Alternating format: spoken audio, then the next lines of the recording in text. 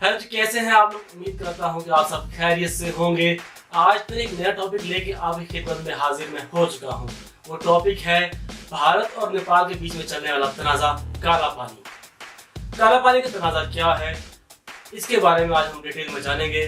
क्या ये भारत ने किसी देश के साथ पहली मर्तबा किया है कि उसकी जमीन पर कब्जा किया, इसके बारे में ब्रीफली जानेंगे। दोस्तों, दुनिया कोरोना की वजह से परेशान है, लेकिन भारत अपनी सियासत से बाज नहीं आ रहा।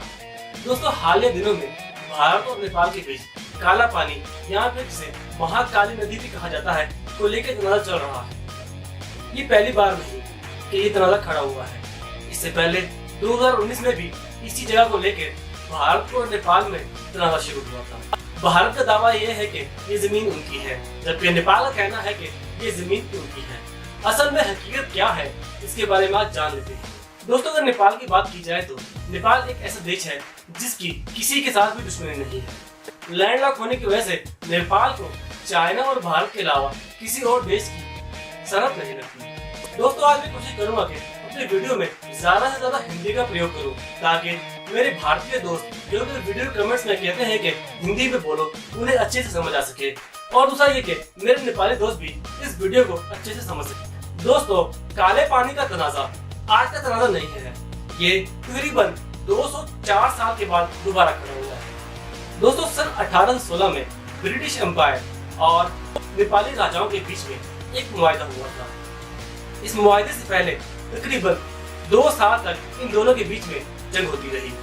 दोस्तों, जंगबंदी के नतीजे में जो मुआहदा हुआ उसे 100 गोली मुआहदा कहते हैं। पाकिस्तान और भारत के वजूद में आने के बाद 1950 और 1956 में दोबारा से भारत और नेपाल ने अपने अपने कोऑर्डिनेटर को बिठाकर एक नक्शा तैयार करवाया और दोनों की बाहमी रजामंदी के बाद ये नक्शा फाइनल हुआ। उस नक्शे के मुताबिक काला पानी नेपाल की मिल्कियत थी, लेकिन भारत इससे इनकार कर रहा है।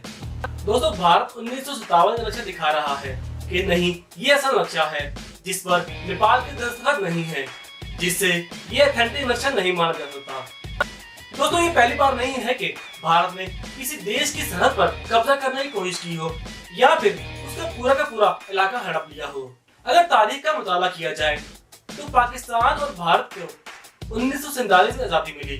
उसके बाद 1948 में भारत ने कश्मीर पर कब्जा किया। भारत की आजादी के ठीक 2 साल के बाद हैदराबाद, जो कि एक इंडिपेंडेंट आजाद और खुद मुख्तियार देश डिक्लेयर हुआ था और उसकी एम्बेसी इंग्लैंड में कायम की गई थी, उसके ऊपर कब्जा किया। यहाँ तक मामला खत्म नहीं होता। दोस्तों, भारत ने तो पाकिस्तान के जेर इंतजाम उड़ीसा की रियासत पर भी कब्जा किया, जो कि उस वक्त पाकिस्तान के साथ मुल्क हुआ था। इसके अलावा किसी से ढकी छुपी बात नहीं है कि भारत ने सिक्किम के ऊपर भी हमला करके उसके ऊपर कब्जा किया। तो दोस्तों, ये किस तरह मान लिया जाए कि भारत का दावा ये दुरुस्त है, काले पानी की जमीन भारत की है।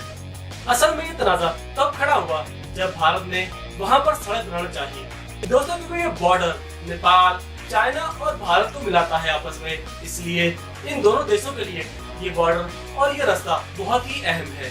दोस्तों, भारत के पड़ोस में पाकिस्तान और चीन को छोड़ के बाकी तमाम ही छोटे और गरीब मुल्क हैं, जिनके ऊपर भारत अपनी तानाशाही कर ही रखता है। और ये देश भी भारत से काफी परेशान है और मजबूरन इन देशों को भारत से दोस्ती करनी पड़ती है, चाहे फिर वो भूटान हो, नेपाल हो, बांग्लादेश हो या फिर म्यांमार। भारत इन तमाम मुल्कों पे अपनी तानाशाही जारी रखता है, लेकिन चाइना और भारत से पंगा लेने की कोशिश नहीं कर सकता, क्योंकि इसे मालूम है कि अगर चाइना या पाकिस्तान से ये पंगा लेगा तो उसके साथ क्या अंजाम होगा। दोस्तों, अभिनंदन वाली कहानी ज्यादा पुरानी कहानी नहीं है, इससे कोई वाकिफ नहीं। दोस्तों, बगौर मुशाहिदा किया जाए तो आप आसानी से जान पाएंगे कि ये जमीन किसकी है। असल में ये जमीन तो नेपाल की है, लेकिन भारत इसकी अहमियत समझते हुए इस पे कब्जा करने की कोशिश कर रहा है। मैं सैल्यूट पेश करता हूँ नेपाल की आवाम को, नेपाल की जनता को, जिन्होंने हिम्मत दिखाई। और उसके बाद उनके प्रधानमंत्री केपी ओली की जरूरत को सलाम पेश करता हूँ, जिन्होंने ये बयान दिया कि हम अपने देश की एक इंच जमीन भी भारत को नहीं लेने देंगे। दोस्तों, भारत और नेपाल को पहले भी तराई के एरिया में सर्दी मामला को लेके काफी तनाज़ात हैं, लेकिन वो सबके सामने नहीं आते। दोस्तों, पाकिस्तानी होने के नाते मेरी आपके सामने एक मुख्तसर सी राय थी। इसमें डिटेल मुशाहिदे और तजिए आपके सामने मैंने पेश नहीं किए। हो सकता है कि कुछ चीजें मुझसे छूट गई हो। दोस्तों आज की वीडियो में बस यहीं तक। उम्मीद करता हूँ कि वीडियो पसंद आई होगी। वीडियो पसंद आए तो कमेंट करके राय का जरूर करिएगा। मुझे दीजिए इजाजत। अल्लाह हाफिज।